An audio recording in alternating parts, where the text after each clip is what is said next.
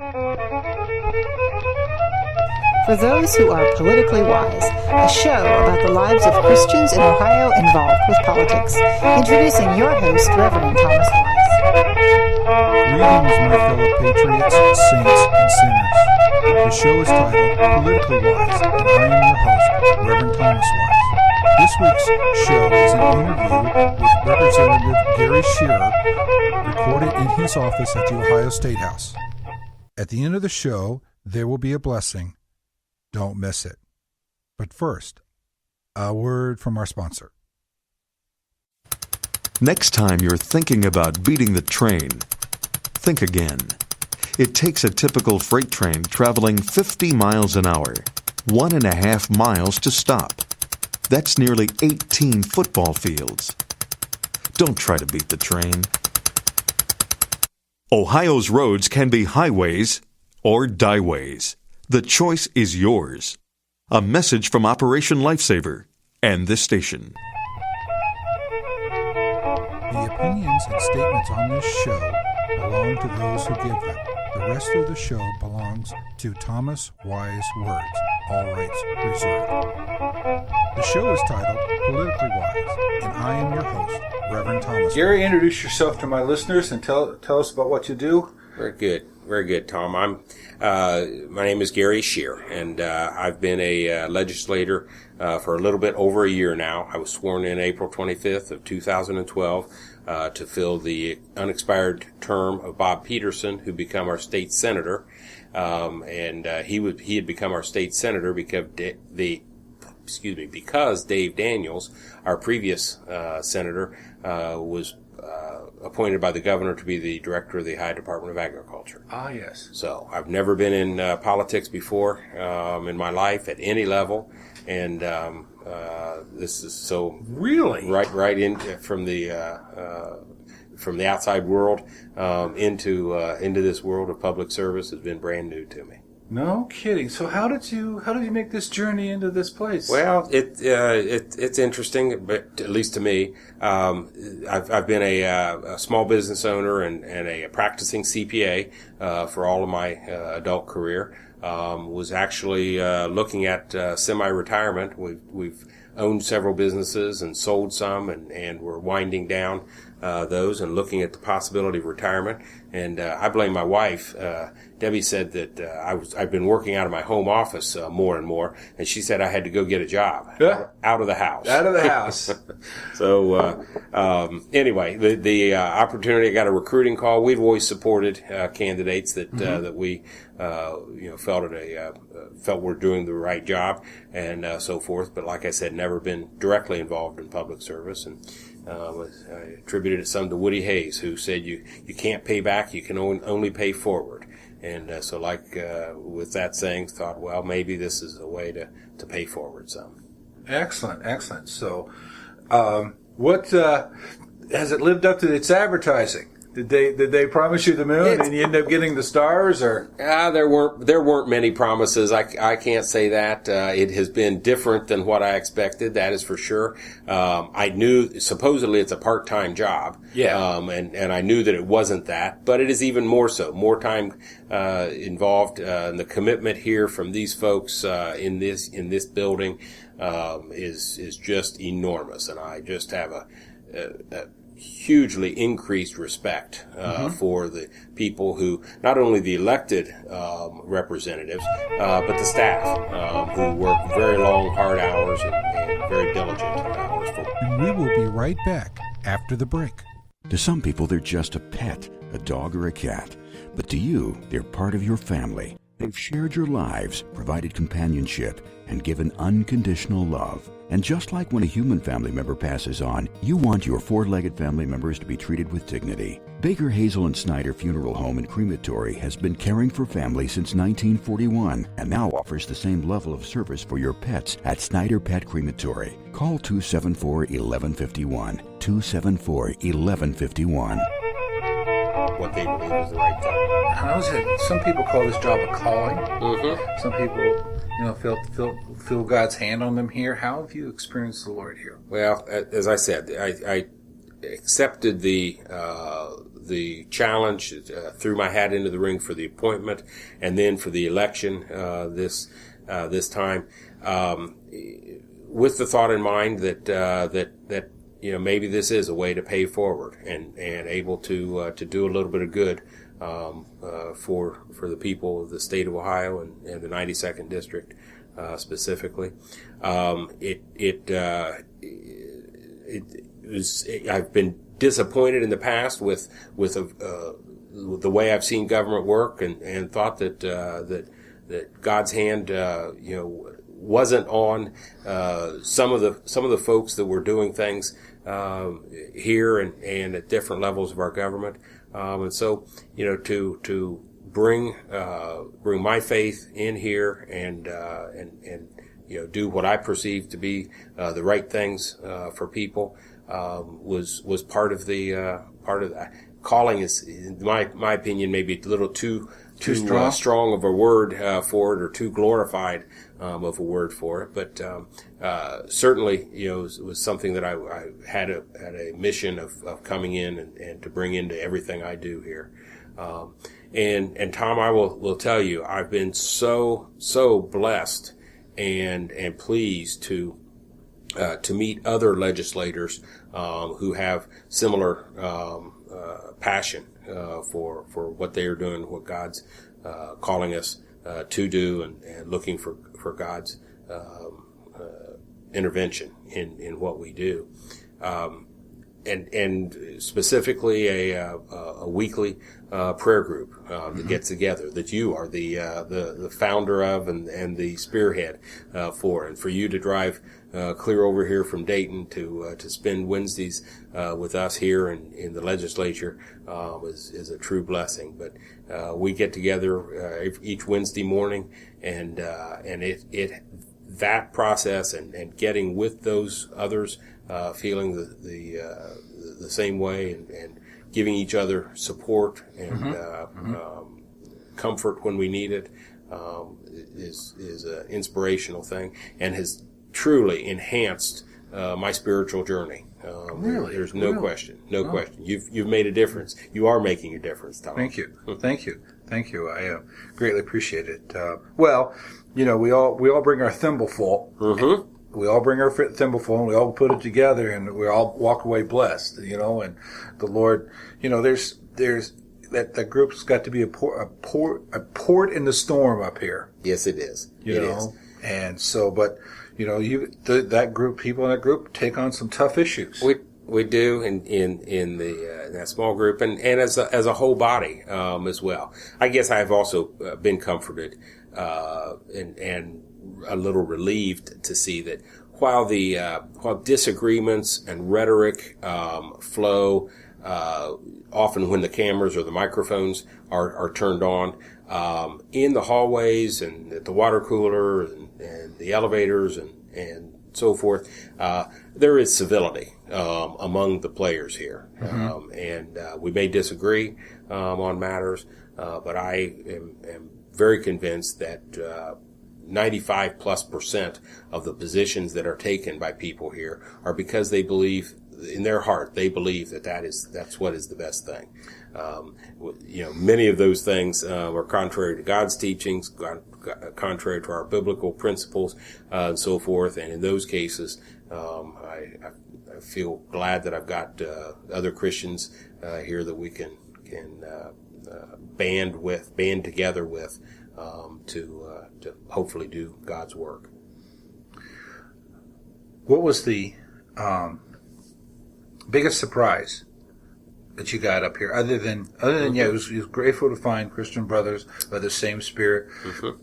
Was the time commitment that it was supposed to be a part-time job? Probably the time commitment, I suppose, Tom. But I'm certainly not complaining about that. We live close by. Have you had those 4 a.m.? The latest I've had anything here was 12:30 to 1 o'clock a.m. With a committee meeting that went longer. I have heard the stories, and I know others through this budget process. Yeah. Others in our prayer group specifically that are here, until the wee hours in the morning on a frequent basis. And the dedication, the time away from their families, that they and their families are willing to sacrifice, is an enormous commitment, and one that I know the general public doesn't understand and doesn't see or know about. Right. I feel very, very lucky. I'm able to be home every night in my own bed. We are only about 40 minutes drive away, and I never stay here. But others from the further reaches of Ohio that have to stay here overnights on the nights that we are in session, and so forth. And it is a huge commitment, and and by the way, an uncompensated commitment for them. The lodging and most of the mileage comes out of their pockets. We will be right back after the break. Have you ever driven over a pop can? Well, when a train collides with a car, it has the same force as a car running over a pop can. Obey the warnings at railroad crossings. Don't try to beat the train. Ohio's roads can be highways or dieways. The choice is yours. A message from Operation Lifesaver. What's on the horizon for you? You want to keep doing this till they kick you out, or? Well, it's hard to say. I came into it at 58 years of age, and we in the House of Representatives we run every 2 years. Term limits are eight years. I don't know that answer.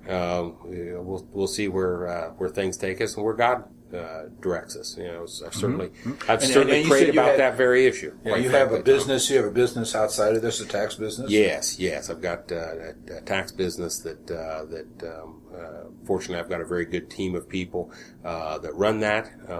But it is sometimes consumption outside of the legislature, working with that as well. And there's other businesses. The one that I'm continuing to wind down now, a different business, a business called Circleville Oil Company, that we're still is in liquidation stage, but we're still working on that. So I've got plenty to keep me busy, and that's certainly a good thing. Like I said, we have prayed about that very issue, about how much longer, and it's too early to tell. We've only been here a year. So That's right. You've only been here a year. Yeah, so you're still trying to find where the bathrooms are, right? That's right. Boy, and as you know, in these hallways, that's not the easiest That's thing. not, is it? No. I just find your way around the state houses. It took me a year to find out where things were at. It absolutely does, and there will be an occasion like we had yesterday for Financial Institutions Committee. We had it in one of the committee rooms that is rarely used. It's only used when all the other committee rooms are full, and only my second time ever having been in this particular room, and everyone says, "Oh wow, I've only been here X number of times, a few times." Was it a comfortable room, or was it like, the spare bedroom at home? Yeah, it was kind of the spare bedroom at home. We had more chairs and more tables crammed into the space than it was built for, but it's fine. It's fine. I would, that leads me into something else too, that your listeners, if they have not been to the State House, it is well worth the trip just to see the building itself and the rooms and so forth. I'm not saying come and listen to any of the legislators, or you can hear that hot air over the airwaves, but to get to work in this facility is truly a treat, and it's the People's House. I'll be very candid. This shows you how little involved I was until this. When I came in, the day I was sworn in was the first time I'd been in the State House for at least 30 years, and maybe longer than that. It was probably back in high school that I had been here, and it is truly they did a massive renovation.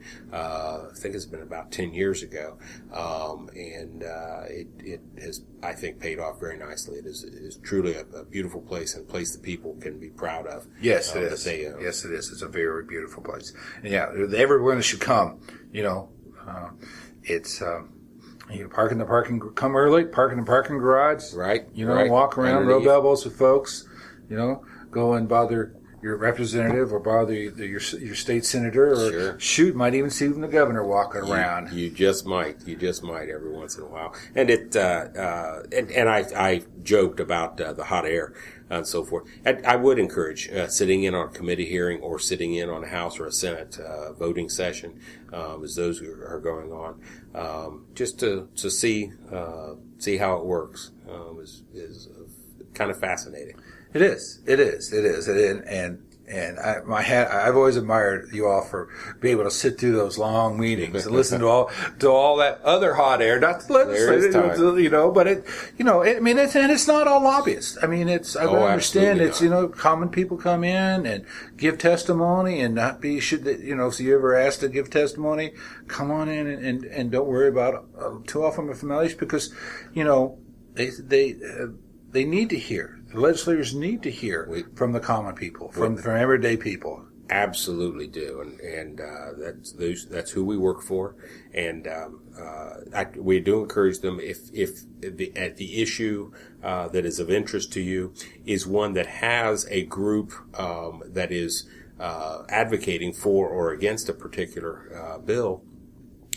It often makes sense to align with that group and use the organization of the group to provide testimony, for instance. But absolutely anyone can come in and give testimony on any bill that is that's within a committee, for or against, and we have that happens, and that's most of the time is the most compelling testimony that we hear on issues is that from people who it is directly going to affect. The lobbyists can line those things up and can kind of organize things and put the groups together to give proponent or opponent testimony, but it's the testimony from the people affected. The show is titled Politically Wise, and I am your host, Reverend Thomas Wise. Do you pray for a politician? Do you think a politician can be a Christian? Do you think a politician should stand up for Christian principles? Do you think politicians should pray together? Do you want to see more Christians in politics? If you said yes to any of these questions, please join the Ohio Prayer Caucus Network. Find the Ohio Prayer Caucus Network on Facebook. Welcome back to Politically Wise. This week's show is an interview with Representative Gary Scherer. All right, so let me ask you another question here. Sure. Someone's listening to this broadcast and go, I would like to be involved in politics. Since you've never but now that you're on the inside looking out, you could say, I wish I had done such and such. Sure. I mean, if you do have an interest in this, there's several different ways you could. Affiliating with the local party of your choice, Republican, Democrat, would be a way. Go to the county party and say, how can I get involved, and so forth. That is in essence the way I did get involved. I actually got a recruiting call suggesting that I throw my hat into the ring, but then it was through, in my case, the Republican Party that recommended and lined up the different candidates that had thrown their hats in.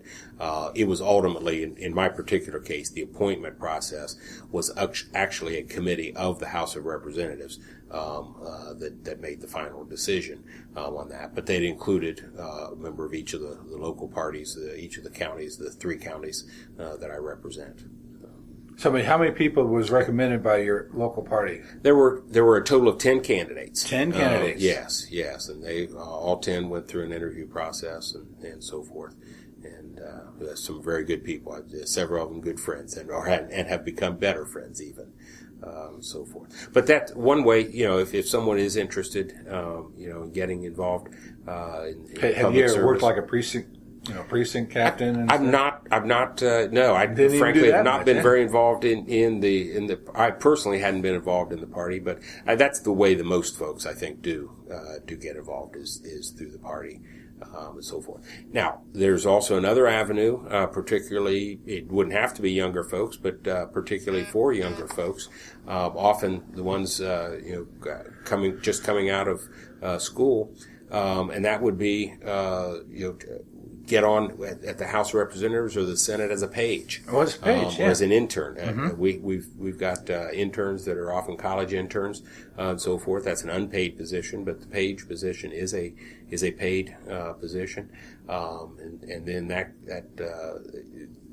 they could from there move into an administrative role, perhaps being an LA or a legislative aide for a representative or a senator, and go from there. All right. Anything you want to add that you hadn't thought of yet? Tom, I can't think of anything more specifically. I guess in thinking back, it's probably something I should have mentioned up front. The district that I do cover is the 92nd district, which is part of Pickaway County, the western part of Pickaway County, all of Fayette County, and most of Ross County. Most of Ross County. Okay. Yeah. And so, how many people? So, is that about 110,000 people? I think people. It's interesting. Every House district is they basically with every what's the major cities in that area? In my major cities, the largest city is Chillicothe. The city of Washington Courthouse is the county seat of Fayette County. Circleville is my hometown and is the county seat of Pickaway County. However, it's not actually in my district. We live just in the country on the west side of the Scioto River, just outside of Circleville. And actually, the Scioto River is the dividing line in Pickaway County. So I really don't have my hometown in the district that I represent.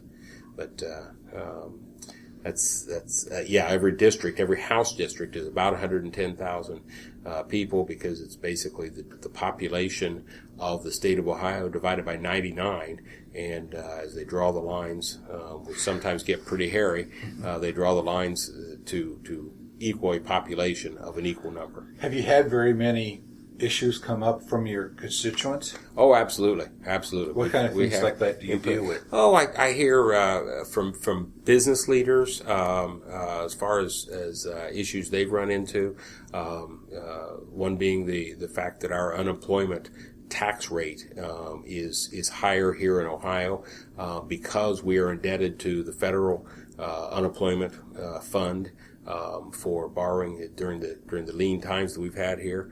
And so forth, and we've had comments about that from constituents. I have in my district several prisons, and so I hear from both the prison management team as well as the employees about working conditions there, and don't hear so much from inmates to me, but they don't come visiting. Huh? They don't come visiting, but they could write us letters and on occasion do. But we will hear some from families of inmates and so forth. Hear from the agriculture community. I seek that out. Seek out any of these, but seek out the input from the ag community, because it is huge in my area. Have you had much dealings with the whole fracking issue and all that in your area? No, not directly. Not directly. Much, we the landmen and women for the oil companies have been touching some in our area. I think looking down the road, but not an awful lot. Not directly. Really, not really. So, but now you said you were on the Natural Resources Committee? Yes, agriculture and natural resources, and in that committee, we're hearing bills related to the horizontal drilling or fracking industry. So that's because what keeps you busy, probably. It is. It's been interesting. On the Ag Committee, I don't know how many bills we've heard in the year or so that I've been here. I was on Ag in the last General Assembly also. But I'd have to guess that at least 80% of those bills are not what you would typically consider as agriculture. Things like puppy mills, the exotic animals legislation that was passed last General Assembly, so forth were some of the hot topics there. And then over on the natural resources side, some of the fracking industry guidelines and so forth that we've been dealing with. Would you deal with things like pipelines and that? Yeah. The steel used in the pipe and it's kind of a general regulatory framework is something we worked on last year. It was really going on when I got here, but I was in on the tail end of a bill that put a general regulatory framework in, and we're going to be dealing more with that. Well, good. I'll have to come back and we'll talk more about how all that's shaken out from your viewpoint. So I appreciate you. This time we get together here. And The show is titled Politically Wise, and I am your host, Reverend Thomas Wise. Thank you for listening today. If you want to email me, you may do so at politically.wise@gmail.com. Please like us on our Facebook page, Politically Wise. Now, here's your blessing. Blessings based on Ezekiel 34, verse 26. May the Lord God make your family and your home a blessing. May the Lord God cause showers to come down in their seasons. May they be showers of blessing.